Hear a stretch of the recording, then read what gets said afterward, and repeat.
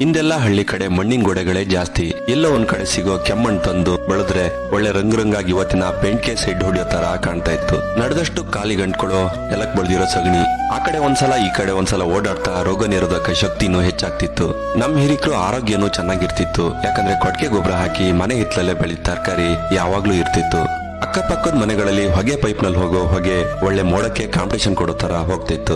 ಹಬ್ಬ ಹರಿದಿನಗಳಲ್ಲಿ ಒಲೆಗೆ ಅಷ್ಟ ಕುಂಕುಮ ಹಚ್ಚಿ ಒಲೆ ಪೂಜೆ ಮಾಡಿದ್ಮೇಲೆನೆ ಅವತ್ತಿನ ಅಡಿಗೆ ಶುರುವಾಗ್ತಿತ್ತು. ಚಿಮ್ನಿ ದೀಪ ಹಚ್ಚಿ ದೀಪದ ಬೆಳಕಲ್ಲೇ ಕಣ್ಣು ಉಜ್ಕೊಳ್ತಾ ಮಕ್ಕಳು ಶಾಲೆಯಲ್ಲಿ ಕೊಟ್ಟಿದ್ ಹೋಮ್ವರ್ಕ್ ಬರಿತಾ ಇದ್ರು. ಕಡಿಯೋ ಕಲ್ನಲ್ಲಿ ಕಡಿದ ಖಾರ, ಸೌದೆ ಒಲೆ, ಮಣ್ಣಿನ ಮಡಿಕೆಯಲ್ಲಿ ಬೇಯಿಸಿದ ಅಡಿಗೆ ಕೇಳೋಕೆ ಎಷ್ಟು ಖುಷಿ ಆಗುತ್ತೆ. ಹೊಟ್ಟೆನೂ ತುಂಬ್ತಿತ್ತು, ಆರೋಗ್ಯನೂ ಕಾಪಾಡ್ತಿತ್ತು, ಜೊತೆಗೆ ನಾಲ್ಗೆ ಒಳ್ಳೆ ರುಚಿನೂ ಕೊಡ್ತಿತ್ತು. ನಮ್ ಹಿರಿಕರು ಒಲೆ ಹತ್ರ ಕೂತು ಚರ್ಮ ಸುಡುವಷ್ಟು ಚಳಿ ಕಾಸ್ತಿದ್ರು, ನಾಲ್ಗೆ ಸುಡುವಷ್ಟು ಹೊಟ್ ಕಾಫಿ ಕುಡಿತಿದ್ರು, ಮಾತಾಡ್ತಿದ್ರು, ಹರಟೆ ಹೊಡಿತಿದ್ರು, ಸಣ್ಣ ಪುಟ್ಟ ಜಗಳನೂ ಮಾಡ್ತಿದ್ರು. ಬೆಳಿಗ್ಗೆ ಮತ್ತೆ ಒಂದಾಗ್ತಿದ್ರು. ಕಷ್ಟ ಎಷ್ಟೇ ಇದ್ರು ನೆಮ್ಮದಿಗೂ ಬರ ಇರ್ಲಿಲ್ಲ.